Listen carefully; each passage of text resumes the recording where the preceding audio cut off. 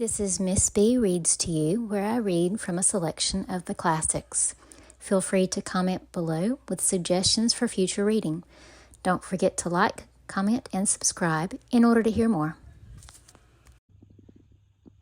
Chapter 7. Mr. Bennet's property consisted almost entirely in an estate of $2,000 a year, which, unfortunately for his daughters, was entailed in default of heirs male on a distant relation. And their mother's fortune, though ample for her situation in life, could but ill supply the deficiency of his. Her father had been an attorney in Meryton, and had left her £4,000. She had a sister married to a Mr. Phillips, who had been a clerk to their father and succeeded him in the business, and a brother settled in London in a respectable line of trade. The village of Longbourn was only 1 mile from Meryton, a most convenient distance for the young ladies, who were usually tempted thither 3 or 4 times a week to pay their duty to their aunt and to a milliner's shop just over the way. The 2 youngest of the family, Catherine and Lydia, were particularly frequent in these attentions. Their minds were more vacant than their sisters', and when nothing better offered, a walk to Meryton was necessary to amuse their morning hours and furnish conversation for the evening.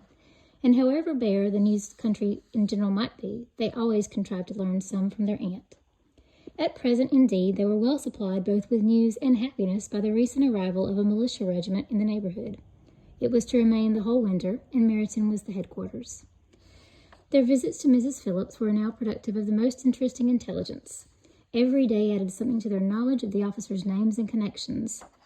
Their lodgings were not long a secret, and at length they began to know the officers themselves. Mr. Phillips visited them all, and this opened to his nieces a source of felicity unknown before. They could talk of nothing but officers, and Mr. Bingley's large fortune, the mention of which gave animation to their mother, was worthless in their eyes when opposed to the regimentals of an ensign.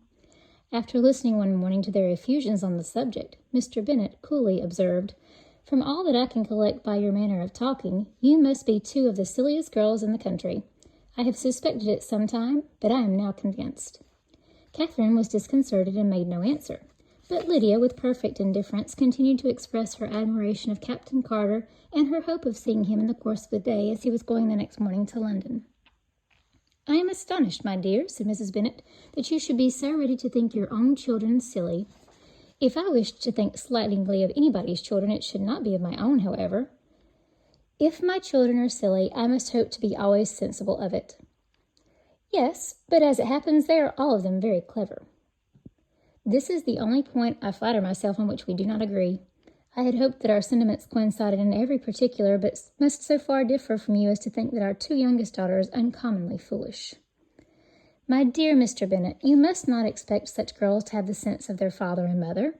When they get to our age, I dare say they will not think about officers any more than we do.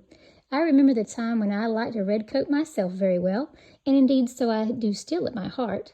And if a smart young colonel with 5,000 or 6,000 a year should want one of my girls, I shall not say no to him.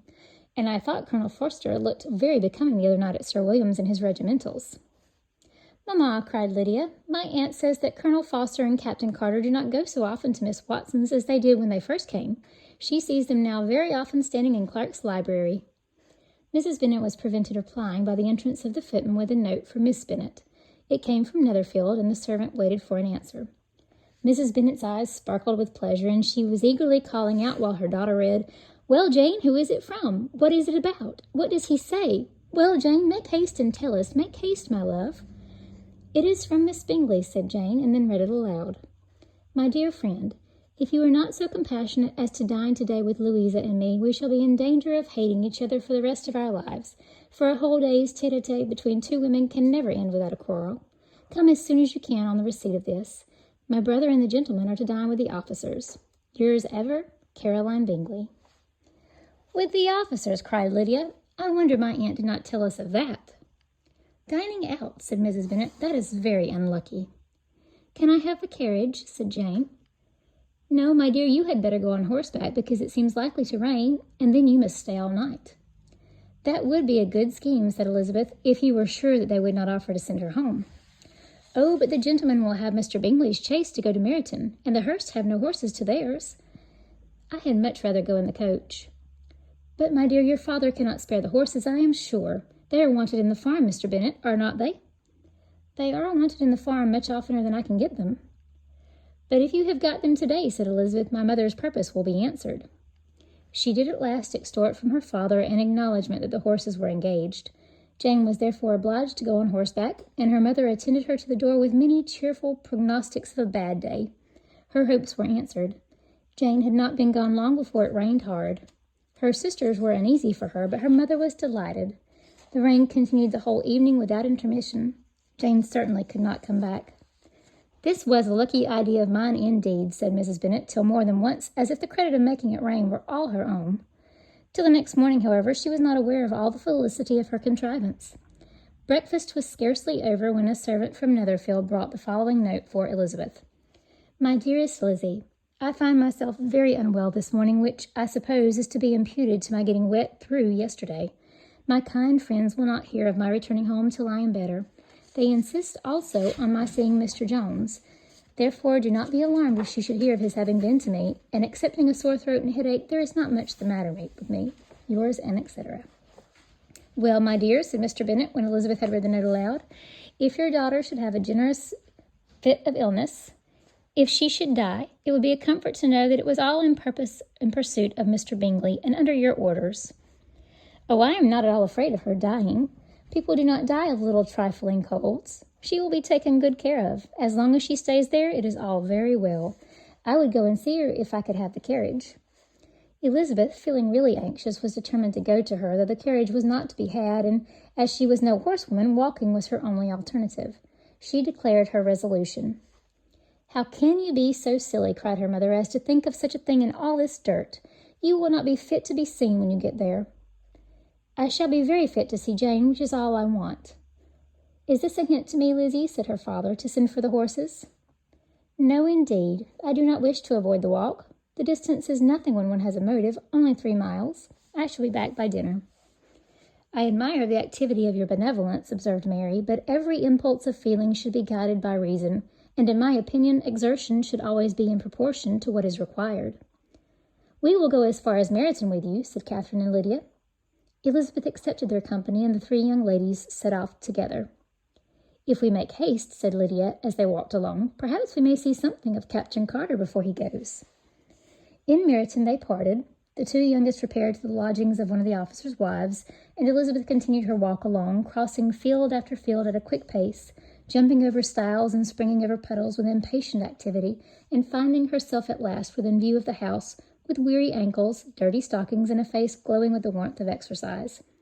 She was shown into the breakfast parlor, while all but Jane were assembled, and where her appearance created a great deal of surprise.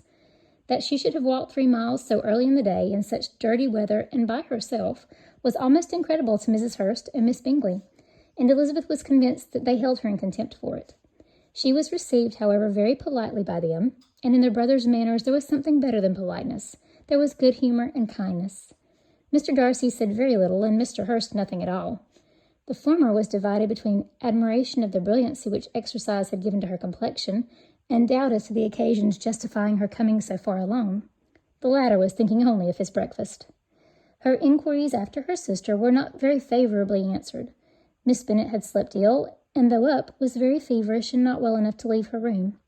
Elizabeth was glad to be taken to her immediately, and Jane, who had only been withheld by the fear of giving alarm or inconvenience from expressing in her note how much she longed for such a visit, was delighted at her entrance. She was not equal, however, to much conversation, and when Miss Bingley left them together, could attempt little beside expressions of gratitude for the extraordinary kindness she was treated with. Elizabeth silently attended her. When breakfast was over, they were joined by the sisters, and Elizabeth began to like them herself when she saw how much affection and solicitude they showed for Jane. The apothecary came, and having examined his patient, said, as might be supposed, that she had caught a violent cold, and that they must endeavour to get the better of it, advised her to return to bed, and promised her some draughts. The advice was followed readily, for the feverish symptoms increased, and her head ached acutely. Elizabeth did not quit her room for a moment, nor were the other ladies often absent. The gentlemen being out, they had in fact nothing to do elsewhere. When the clock struck 3, Elizabeth felt that she must go, and very unwillingly said so. Miss Bingley offered her the carriage, and she only wanted a little pressing to accept it, when Jane testified such concern in parting with her that Miss Bingley was obliged to convert the offer of the chaise into an invitation to remain at Netherfield for the present. Elizabeth most thankfully consented, and a servant was dispatched to Longbourn to acquaint the family with her stay and bring back a supply of clothes.